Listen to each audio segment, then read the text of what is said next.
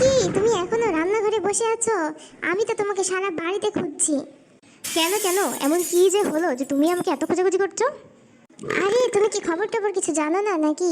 সরকার যে নির্দেশ দিয়েছে ছেলেরা যদি 4টা বিয়ে না করে তাহলে তাকে ফাঁসি দেওয়া হবে। তুমি কি চাও যে আমি ফাঁসিতে ঝুলি?